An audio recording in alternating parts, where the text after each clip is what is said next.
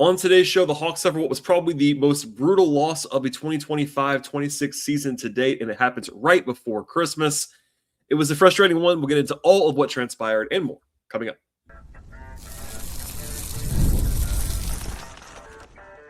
You are Locked On Hawks, your daily Atlanta Hawks podcast.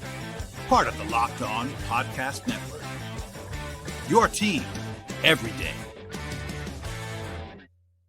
Hello, friends. Welcome to episode 2130 of the Locked On Hawks podcast, part of the Locked On Podcast Network, now the number one sports podcast network. I'm your host, Rowland, coming to you deep into the night here on a Tuesday evening into Wednesday. It's Christmas Eve as I'm recording this podcast. And today's podcast is brought to us by the folks at Game Time. Download the Game Time app, create an account, and use code LOCKEDONNBA for $20 off your first purchase. Terms apply. And today, we'll be diving into what became a brutal loss. That's the word I will use probably more than once on this podcast. A 126-123 loss for the Hawks at home against the Chicago Bulls on this Tuesday evening. It's their fourth loss in a row. They've now lost 8 of the last 10, and they are now below 500 for the first time since they were 4-5 about 7 or 8 weeks ago in early November. Also, the Bulls, for whatever reason, own the Hawks and have for a while now. The Hawks are now 3-8 in their last 11 against Chicago, including the play-in. They can't seem to solve them. And in this game, it was a little bit more understandable in the big picture, keep that in mind, because the Hawks were shorthanded in a big way in this game. Dyson Daniels was out with a right hip inflammation issue. Mo Gay was out with a right shoulder sprain. But even with all of that, the Hawks were at home. They were favorites, at least small favorites, according to my friends at FanDuel Sportsbook. And they led by as many as 18 points. They're up by 13 points in the fourth quarter. They're up by 10 points with about 5.5 minutes to go. And with all of those leads, you simply have to win this game. And the Hawks just didn't. There is a lot to discuss from this contest, including a very controversial ending in which I thought personally the Hawks got a little bit hosed in this game, to be honest with you. But I will probably say it later, and I will definitely say it now. The Hawks should not have been in that position in the first place. And that was their own doing. And that's, by the way, to their credit, I think, to a T. That's what everyone on the Hawks roster and the coaching staff said after the game that talked to the media. It was basically like, kind of whatever you think about the last play and the last call that was made and all that stuff, the Hawks should not have been in that position. And that is the frustrating part about this if you are a Hawks fan. And for me, broadly speaking, I would say this is the most brutal, frustrating, vexing loss of the season so far for the Hawks. They've had worse performances on the whole. Like, there's been some losses that I would describe as, quote unquote, worse losses. Losing to the Wizards this season was on that list by 19 points, for example. Losing to the Clippers by 23 at home.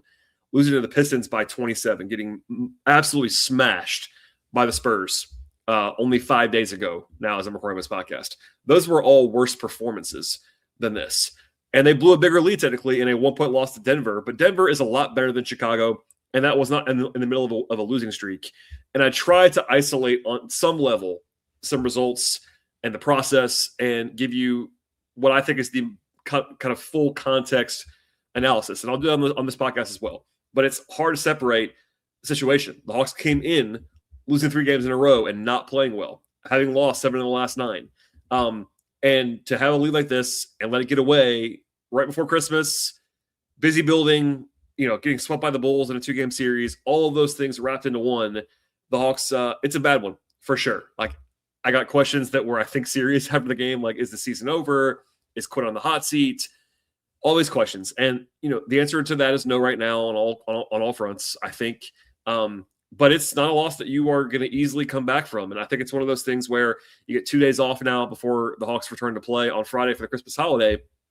And as I said on the show, I think yesterday or the day before, the schedule's actually a little bit harder now for the next little while. And maybe that's going to be okay for the Hawks to be able to stack some wins. But going from where they were a few weeks ago to where they are now in the standings and in the vibes department is tough. And this game was an encapsulation of that because they were in control for the vast majority of the game, and they simply did not win it at the end. So if you're new to the podcast, what we do, generally speaking, in this first segment is talk about like the big picture takeaways in these post-game episodes.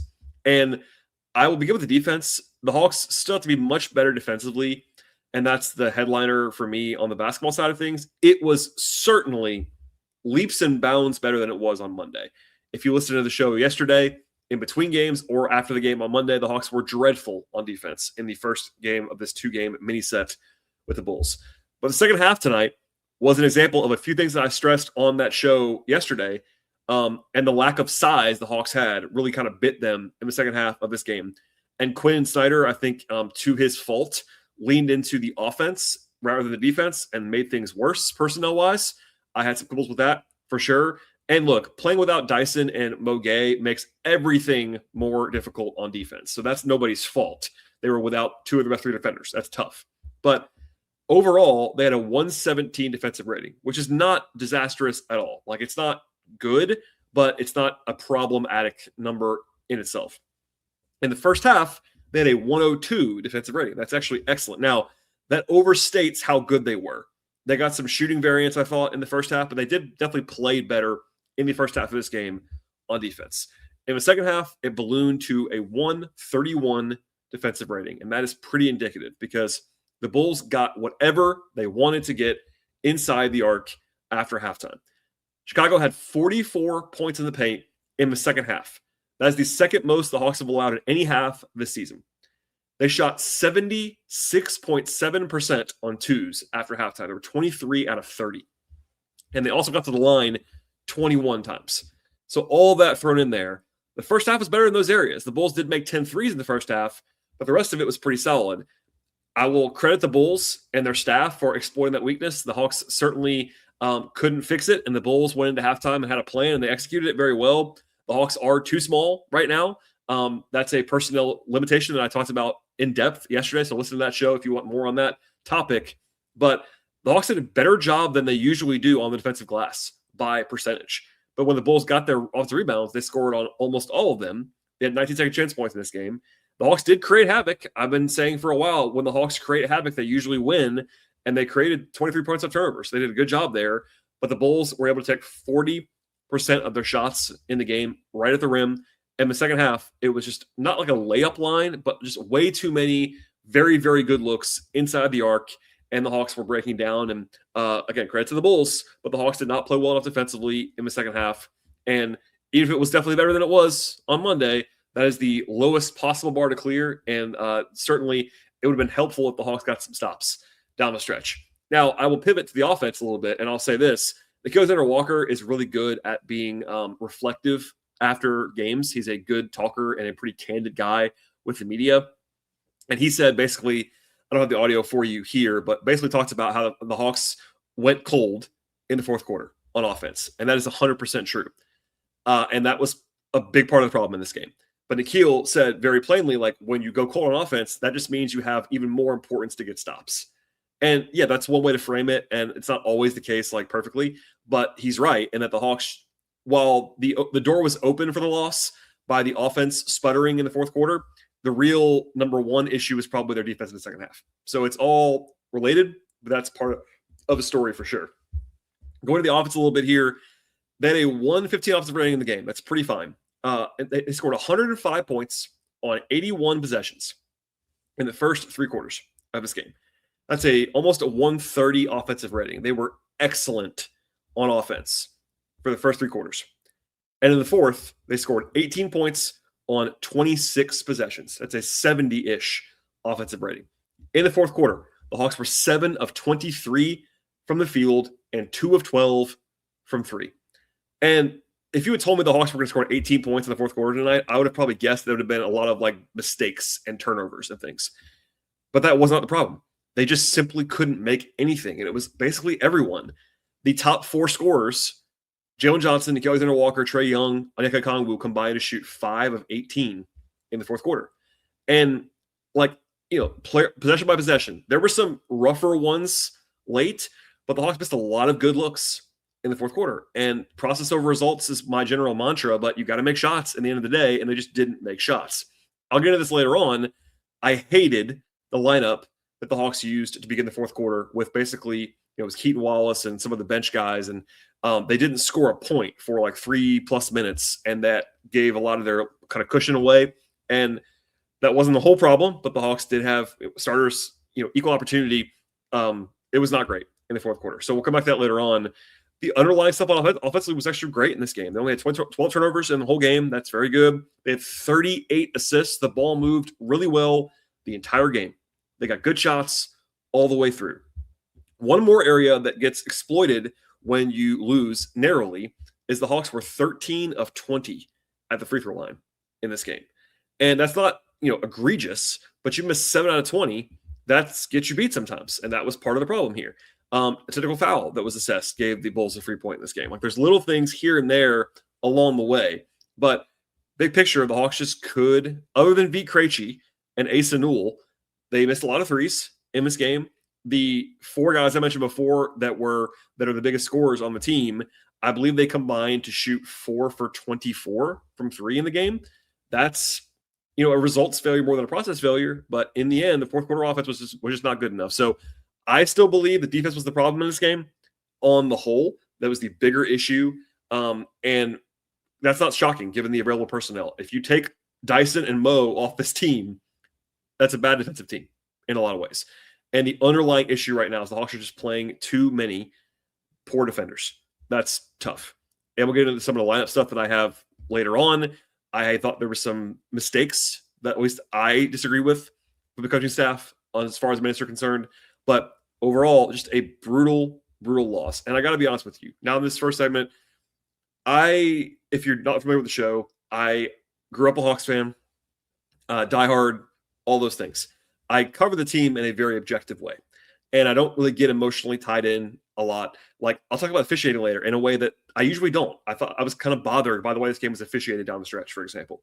This is like one of those games that was drawn up in a lab to irritate me in every possible way.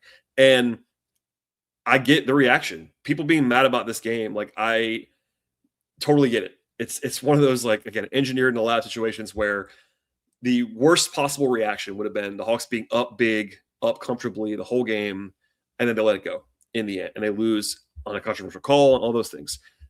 So I get it. This is one of those podcasts that I both dread, and it's also my job to come out and talk about the game and give you the context of my analysis. You don't have to agree with me and all those things, but this is one where it's going to sting, and I totally get it. I don't always identify, like, I don't think the same way as a lot of fans do because I am covering the team for work, but this is one where it's not controversial. Like, this, it's going to sting quite a bit. And I'll give you my analysis in a second about how this game unfolded, as I always would. But certainly the hope would be, if you are a Hawks fan, this is kind of the rock bottom moment in the middle of this downturn for the Hawks, and they'll go up from here. That is the optimistic take on this one, and I think that that's probably still where I would land.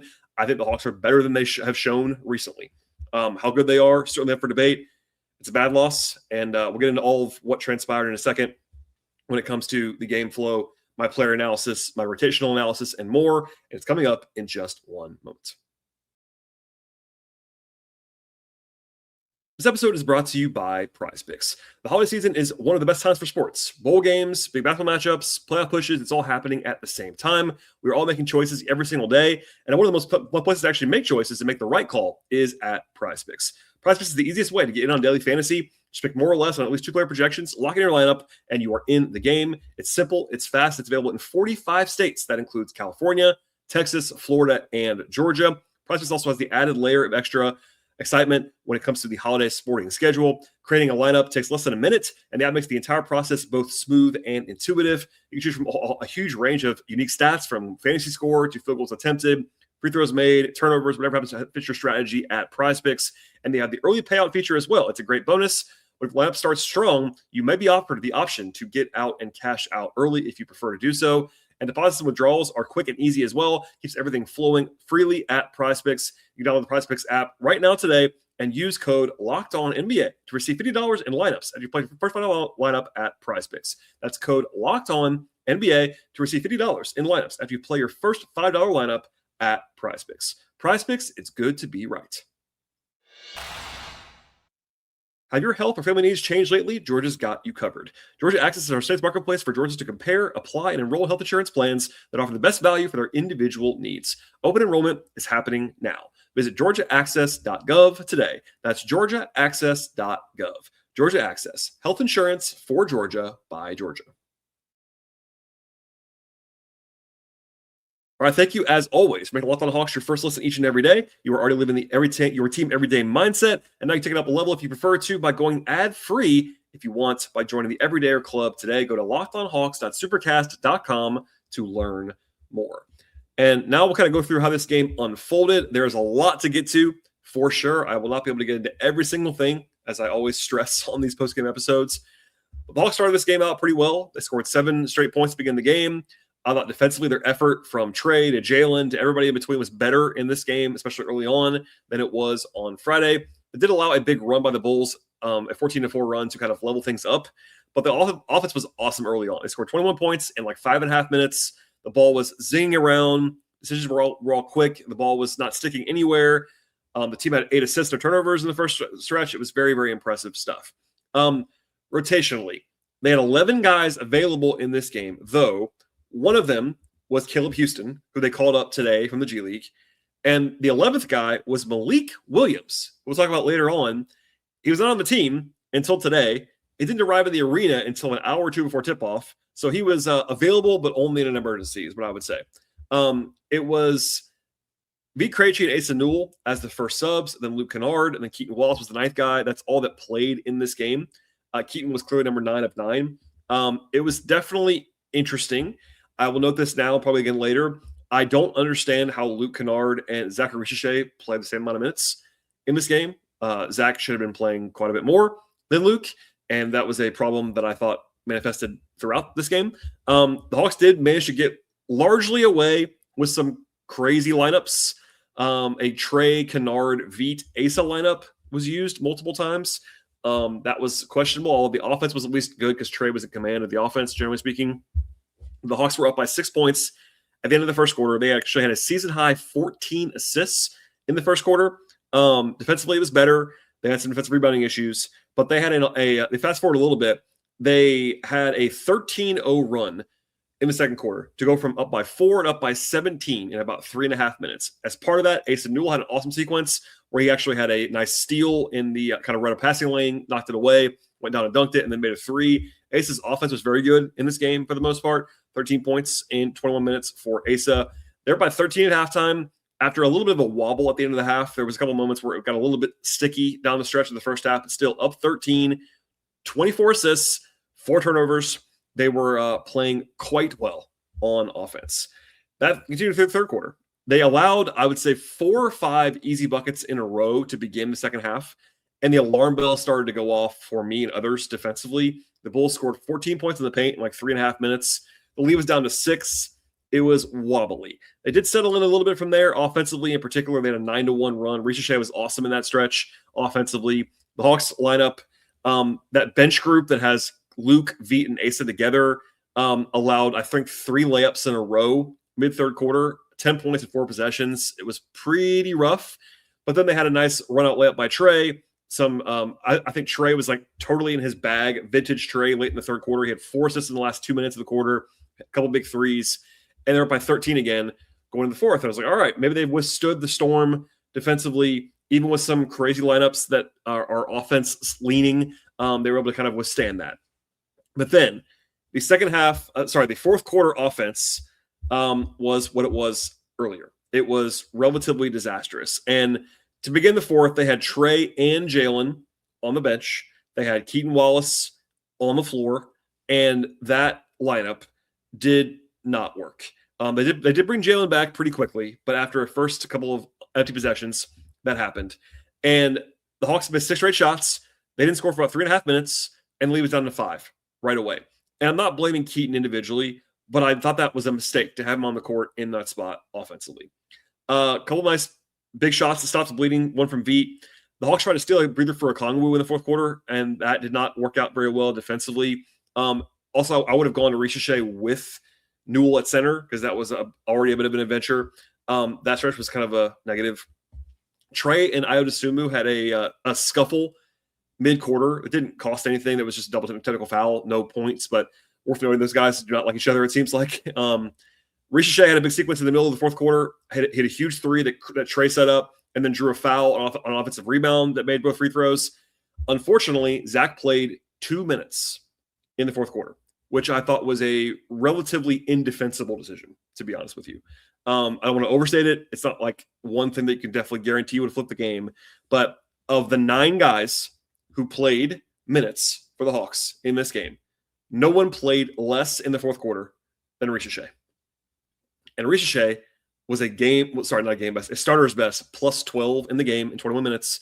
He was good in the fourth quarter when he played. He was good the whole game. I don't understand why he didn't play more in the fourth quarter. Now, fast forward.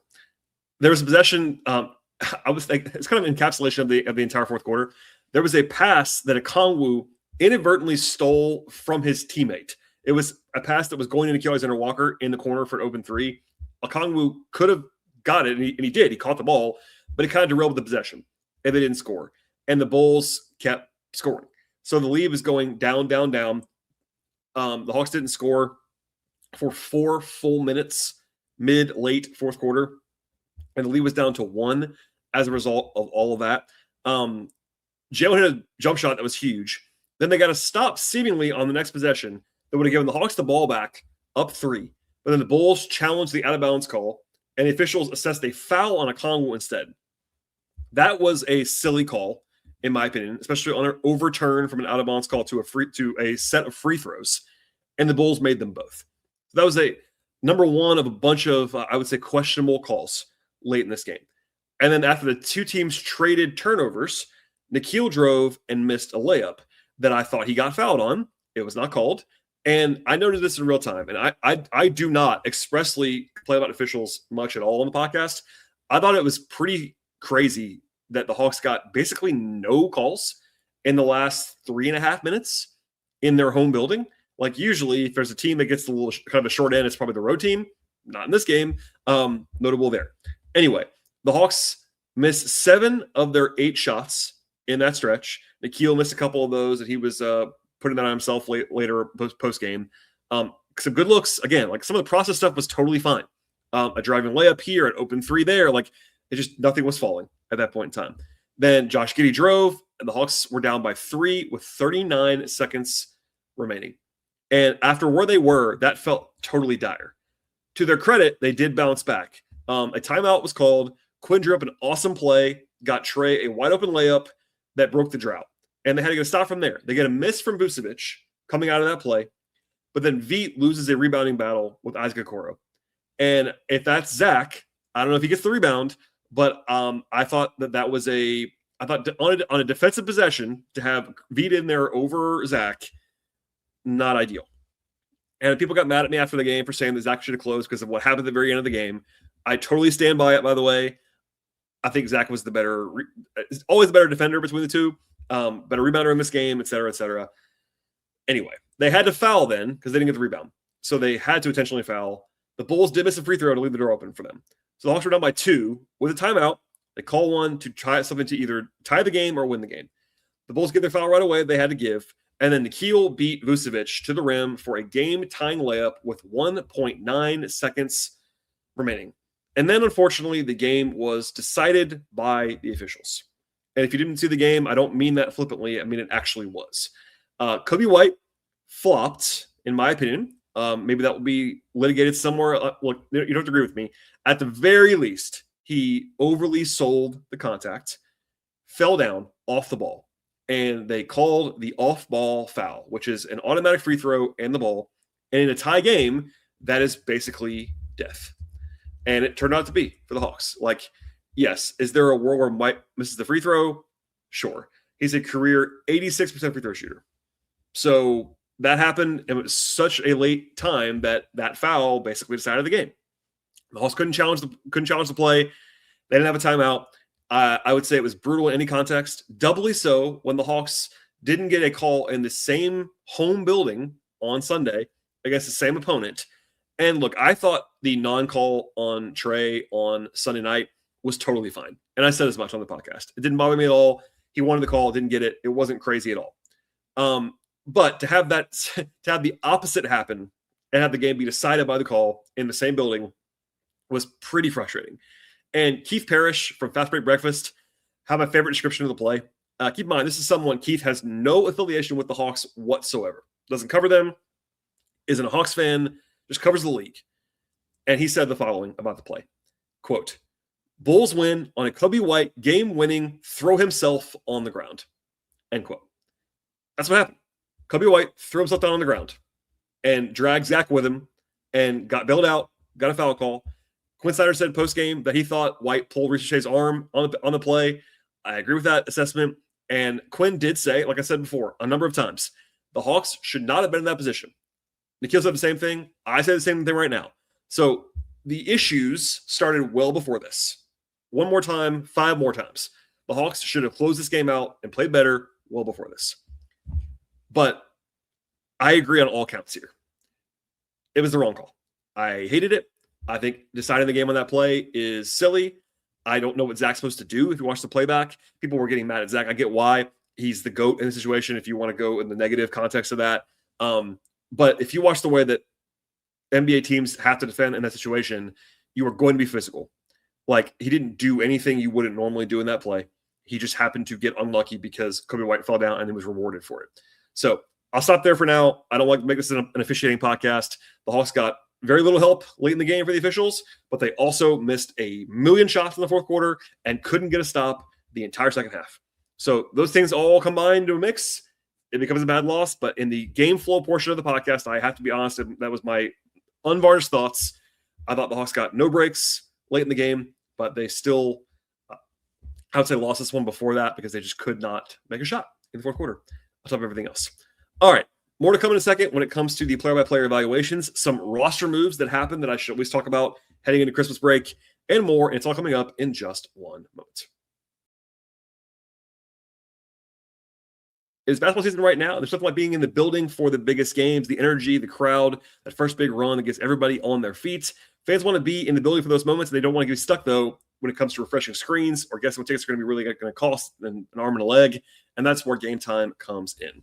The Game Time app gives fans the advantage back and makes it incredibly easy to score amazing tickets, fast, simple, and without any of the guesswork of buying tickets.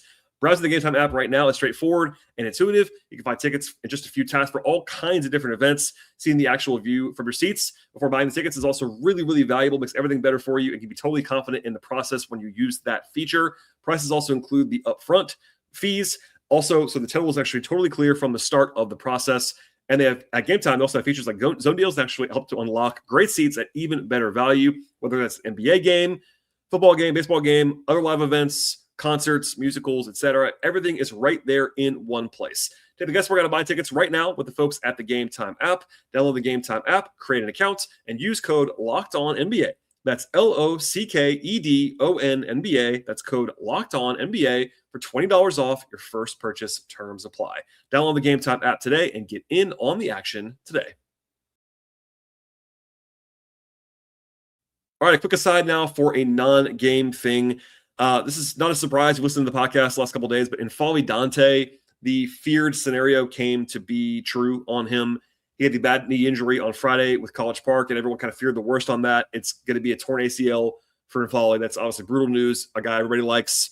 Just bad news for sure. Out for the season now, having that surgery in a couple of weeks. He was on a non-guaranteed contract. That's now actually guaranteed because he suffered the injury during a game or a practice, so that becomes automatic. Still in a non-guaranteed deal for next year, but will get paid the full amount of his kind of minimum contract this year. We'll see how the Hawks handle the roster situation, but he's definitely out for the year. And everything that I said on Monday night's show and earlier today on the show applies about the difficulties the Hawks have right now at the end of their roster and how small they are, et cetera, et cetera.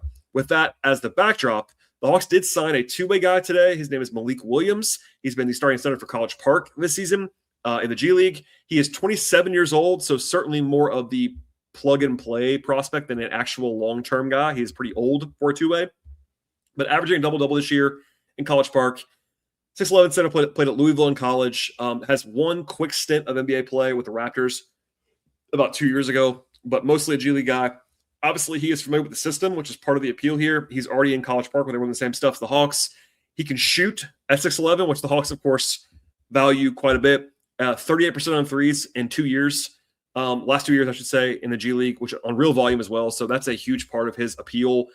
Defensively, from what I've seen and heard from scouts, not the best defender, which is why he isn't in the NBA. I mean, just to be honest with you, if you have a 6'11" center who shoots the way he does, if he's a good defender, he's already in the league, just to be honest with you. That's my read of the situation. I won't tell you, I'm not going to claim that to be an expert on Malik Williams. I'm not.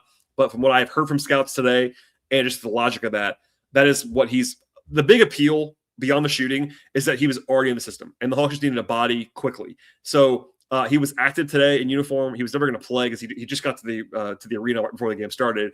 But another body, unless they have another injury. Like, look, the Hawks got very close in this game to having both of their center options, Okongwu and Asa Newell, foul out. Okongwu did foul out. Asa had 5. So they were pretty close to having to go to the deep bench. That's why you bring in Malik Williams at this point in time. So more on that later on. To the players. I'll be quick. 9 guys appeared in this game.